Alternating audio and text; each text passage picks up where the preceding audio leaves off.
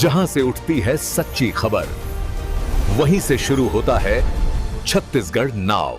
नमस्कार, जय जोहार। मैं हूं सत्यजीत घोष और आप देख रहे हैं आपका पसंदीदा चैनल छत्तीसगढ़ नाव डिजिटल। आज एक बार फिर छत्तीसगढ़ नाव की खबर का असर हुआ है। कल हमने देर रात एक खबर दिखाई थी जिसमें कि उड़ीसा के ट्रांसपोर्टर और रायगढ़ के गाड़ी मालिकों के बीच विवाद उत्पन्न हो गया था। दोनों ही तरफ उड़ीसा वाले छत्तीसगढ़ की गाड़ियां खड़ी करवा लिए थे और छत्तीसगढ़ वाले उड़ीसा की गाड़ियां खड़ी करवा लिए थे।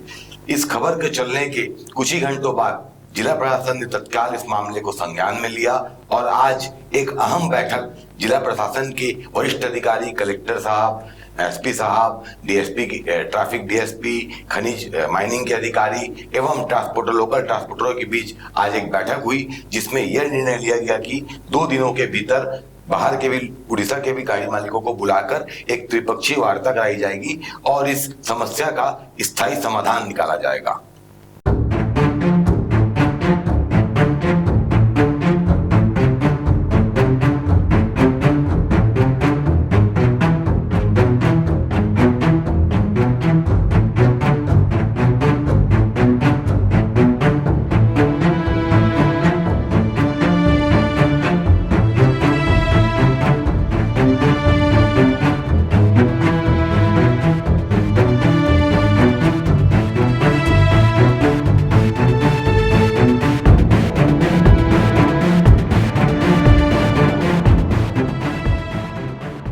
कल देर शाम छत्तीसगढ़ नाव की टीम को यह खबर मिली कि रायगढ़ उड़ीसा के बॉर्डर में रायगढ़ के गाड़ी मालिकों ने उड़ीसा के करीब 150 से 200 गाड़ियों को खड़ी करवा लिया है। तत्काल हमारी टीम वहां पहुंची। वहां जाकर जब हमने गाड़ी मालिकों के, रायगढ़ के गाड़ी मालिकों से बात की तो उन्होंने बताया कि विगत 2 दिनों से उड़ीसा में उनकी सैकड़ों गाड़ियों को रोक लिया गया है, न ही उनकी गाड़ियों को लोडिंग दिया जा रहा है और साथ ही साथ उनके ड्राइवरों से मारपीट भी की जा रही है।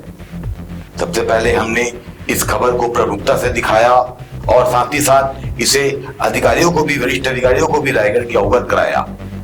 जिला प्रशासन का हम साधुवाद करना चाहेंगे कि हमारी खबर को उन्होंने प्रमुखता से संज्ञान में लिया और आज कलेक्ट्रेट के सभा कक्ष में जिला प्रशासन की ओर से कलेक्टर मयंक चतुर्वेदी, पुलिस अधीक्षक दिव्यांग पटेल, ट्रैफिक डीएसपी एवं माइनिंग के अधिकारी और साथ ही साथ रायगढ़ के करीब आधा दर्जन गाड़ी मालिकों के साथ एक बैठक की गई। बैठक में सर्वसम्मति से यह निर्णय निकाला गया कि आगामी 2 दिनों के भीतर उड़ीसा के गाड़ी मालिकों के साथ बुलाकर, उनके अधिकारियों को बुलाकर एक त्रिपक्षीय वार्ता कराई जाएगी और इसका एक स्थायी समाधान निकाला जाएगा। आपको बताना चाहूंगा, रायगढ़ के गाड़ी मालिकों का सीधा सीधा आरोप है कि उड़ीसा में उनकी गाड़ियों के साथ दुर्व्यवहार किया जाता है। इससे पहले भी जिला प्रशासन त्रिपक्षीय वार्ता कराया था, तब उड़ीसा वाले गाड़ी मालिक आते हैं और जिला प्रशासन के सामने जो सारी शर्तों को मान जाते हैं, पर कुछ दिनों शर्त मानने के बाद उनका रवैया फिर जस का तस हो जाता है। मगर इस बार आपको बताना चाहूंगा, इस बार रायगढ़ कलेक्टर मयंक चतुर्वेदी ने साफ किया है कि किसी भी हालत में, किसी भी सूरत में किसी के साथ भी अन्याय नहीं होने दिया जाएगा। जैसा पहले गाड़ियां चलती थी वैसी ही गाड़ियां चलेंगी और दोनों ही जगह, चाहे वो उड़ीसा रहे, वहां रायगढ़ के लोगों को भी 50% लोडिंग दिया जाएगा और रायगढ़ में भी उड़ीसा के लोगों को लोडिंग दिया जाएगा। निश्चित तौर पर कहीं ना कहीं संवेदनशील कलेक्टर एवं पुलिस अधीक्षक की पहल से आज इस जो समस्या चली आ रही गाड़ी मालिकों को, उनको कुछ राहत मिली है। अगर जिला प्रशासन समय पर हरकत में नहीं आता तो निश्चित तौर पर कहीं ना कहीं इसका दुष्परिणाम सामने आता, कहीं ना कहीं भयावह स्थिति उत्पन्न होती, क्योंकि उड़ीसा वाले आए दिन दादागिरी करते रहते हैं। अब गाड़ी मालिकों ने भी राहत की सांस ली है और उन्होंने ये कहा है कि निश्चित तौर पर जब जिले के वरिष्ठ अधिकारियों ने इस मामले में हस्तक्षेप किया है तो इसका एक स्थायी समाधान निकलेगा और उनको न्याय मिलेगा। हम अपने चैनल के माध्यम से फिर जिला प्रशासन का साधुवाद करना चाहेंगे कि उन्होंने इस गंभीर मसले को तत्काल संज्ञान में लिया। गंभीर मसला चल रहा है, सैकड़ों की संख्या में लोकल गाड़ी मालिक हैं जिनका कुछ उड़ीसा के ट्रांसपोर्टरों से विवाद चल रहा है, गाड़ियां काफी खड़ी है। सर, आपने बैठक की थी, बताएंगे सर। इसमें जो मसला सामने आया है उसमें चूंकि जो कोयला और आयरन ओर परिवहन का रूट है वो छत्तीसगढ़ उड़ीसा दोनों ही राज्यों से होकर निकलता है कुछ कुछ किलोमीटर, और दोनों ही तरफ के ट्रांसपोर्टर्स हैं, एसोसिएशन है जो कि जिनकी आमदनी इस पर निर्भर करती है। तो मसला हमको बहुत ज़्यादा जटिल नहीं लगा है, बातचीत कराने की देर है। हम प्रयास करेंगे कि आने वाले कुछ दिनों में दोनों ही एसोसिएशन को बैठ के मध्यस्थता करा के एक बीच के रास्ते पे पहुंचा जाए और काम फिर से शुरू हो जाए। बताएंगे भी, अभी बैठक हुई जिला प्रशासन के साथ कलेक्टर महोदय सर, क्या कुछ निर्णय हुआ बताएंगे इस बारे में? प्रशासन के साथ प्रशासन के बुलावे पे हम लोग आए थे, माइनिंग के बुलावे पे, और यहाँ बात ये हुई थी कि जो हम लोगों की गाड़ियाँ का परिवहन और परिचालन होता है उसके बारे में चर्चा हुई।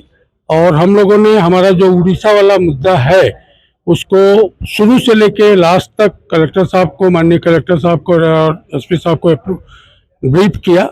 और प्रिंसिपली जो चीज़ें हमने उनको बताई कि सर जब ये खदान चालू हुई थी तो 100% हमारी गाड़ियाँ चलती थी, उनका भू अर्जन होते गया और वो गाड़ियाँ खरीदते गए और हमारी गाड़ियों की संख्या कम करते गए, और आज की सिचुएशन में हमको 10% पे लाके रख दिए हैं। तो उनकी भी चले हमारी भी चले, तो हमारी 50% की डिमांड है और हम इसके तहत उनकी गाड़ियाँ वापस कर रहे थे। लेकिन हम तो उनकी गाड़ियां वापस कर दे रहे थे, उन लोग क्या किए, हमारी गाड़ियों को बंधक बना लिए, लिहाजा उनकी कुछ गाड़ियां हम यहाँ रोक रखे हैं।